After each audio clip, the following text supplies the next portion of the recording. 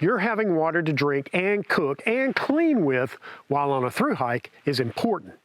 Just as important is if and how you filter that water.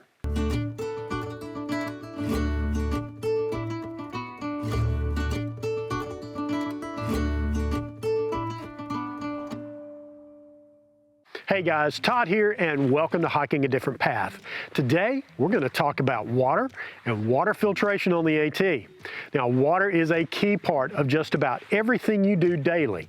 You drink it, cook with it, clean equipment and yourself with it. You plan miles and campsites because of it. Staying hydrated while hiking, no matter the season or the weather, is extremely important, and you want to be careful with the water. There's always a mental balancing act for many hikers about carrying too little or too much water. Gram weenies? Raise your hand. I see that hand. Lastly, you want to be prepared to filter that water. Nasties like Giardia, Cryptosporidia are just a couple of the things that you want to avoid when using water resourced on the trail. Now, I'm not going to get into a long debate about whether or not to filter or which water source you should and shouldn't bother filtering. I am firmly on the side of filtering at all times and all sources camp. This may seem extreme, and it may well be, but I do know this. Knock on wood. In all the years I've been hiking on the AT and other trails, because I take this approach, I've never gotten sick from the water. I'm hoping I just didn't jinx myself right there, but a proper filtering protocol is a plus. You need to know your comfort level, be disciplined and consistent with your approach to this. Over the past few years, I've used several different variations on the theme of water filtration. Simple bottle-to-bottle setups and various forms of gravity filtration has been in my pack. I like the gravity filter option's ability, but the last one I was using was ultimately just too much weight by comparison for my gram weenie alter ego to live with. This put me researching optional filtering methods that boil down to what bag, what filter, and what options you want to include in your setup. Now, I'm not breaking any new ground here, but I have a couple of small conveniences that I haven't seen others employ. So let's start at the top and work our way down the line. First is the bag. Now, I bought and tried out several different bag forms. For my personal preference, I wanted a bag that was at least 2 liters in capacity. My water bottle of choice is a 1.5 liter smart water bottle. These bottles are light and easily resourced in towns should I need or want a new one. Now, I'll carry a pair of these in the side pockets of my backpack. I'm field testing a bottle hack that I've seen elsewhere, so that's a video for another day. My choice for the bag is the Ceanoc Vecto 2-liter bag. This bag is very strong, which was the only concern I had about some of the other bags I looked at and tested. Now, I've added a bit of zinget line attached to the bag's top with a titanium anchor threaded on it. This allows me to hang the bag from a limb or other hanging point to use as a gravity filter when time is not an issue. Most of the time, I will simply be squeezing the water through the filter into my water bottle. Now, this brings us to the filter. Sawyer is and has been a strong presence in the water filter playing field for years.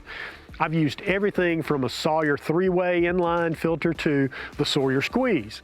I've used Sawyer for so many years and I've never had issues with it, so sticking with what I know works was an easy choice. The format, however, needs to be as light as I can make it, so hey, gram weenies, waving at you again. So I went with the squeeze format. It's a lot lighter than the 3-way, but just as reliable for a through hike where I'll be filtering hundreds of gallons of water throughout my time on the trail.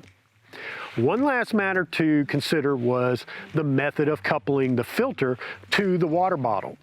In the case of the smart water bottle, the interface between the filter and the bottle is perfect, and you can go straight from one to the other with no issues. They recommend using a specific blue coupler for use when you need to backwash the filter for cleaning. This coupler is threaded on each end so that it will screw onto the filter, and then you can screw on a water bottle of choice as desired. In one of my previous iterations of filter setups, I used a tornado coupler to improve the gravity filter's flow rate. So which one will I use on the filter setup? Well, I wondered if one would serve me better than the other, so I did a filter flow test to see. Figuring speed to be the highest empirical factor to work from, I set up identical gravity flow tests using each coupler. Each test has a 1.5 liter smart water bottle as the receiver and 1.5 liters of water going from the CNOT bag through the filter. My initial thinking has been that if there's no discernible difference in the filtration speed of either coupling, I'd use the weight of each individual coupler to be the tiebreaker for the testing. So what did I discover from the test? Starting with the blue coupler, I got an average filter speed of over 8 minutes. I discovered that you need to have it a little bit loose to allow the pressure to escape from the water bottle. Otherwise, the water won't flow very well, if at all. Now, moving to the yellow tornado coupler, I got an average filter speed of about 4 minutes. Of course, this is significantly faster, so a clear winner is easy to see. Of course, as the name implies, the Sawyer squeeze works best when you fill the bladder and use the compressed pressure of squeezing the bag to force the water through the filter at a higher flow rate. Using this method, I can filter 1.5 liters of water in just under 1.5 minutes. That's plenty fast for me. On the section hikes that I've done previously, while stopping to filter water could last anywhere from 10 to 20 minutes. Keep in mind, I made a habit of filtering water for other hikers who walked up while I was there, so the timeline is a bit skewed. Using this system, I could legitimately step up and filter 3 liters of water and be back hiking in as little as 5 or 6 minutes. Again, plenty fast for me, and I can still be a nice guy filtering for others and not pay a time penalty for my mileage count that day. The entire setup is going to weigh in at 7.35 ounces or 208 grams. Now, you'll notice that I have a mesh bag and a Ziploc in this photo. I'll be starting my Thru-Hike in February, so I'll see colder temperatures early on. Many nights will be near freezing or below. I'm used to camping and hiking in these kinds of temperatures, but there is always a little water still in the filter, and you don't want that to freeze. So at night and even during the day, if the temps are really cold, I'll keep the filter close to my body heat to keep it from freezing. It may be below freezing outside, but inside my hammock and quilts, I am toasty warm, and so will my filter be. In case you're worried though, what happens if my filter fails, I also have aqua mirror drops as a backup should my main water filtration system fail in any component part, be it the bag or the filter. So what have you found success with for water filtration? Are you in the camp of filter every source regardless, or it looks good, I'll be fine? So be sure and leave a like, comment below, and please subscribe to the channel and hit that bell notification so you know when I upload new content.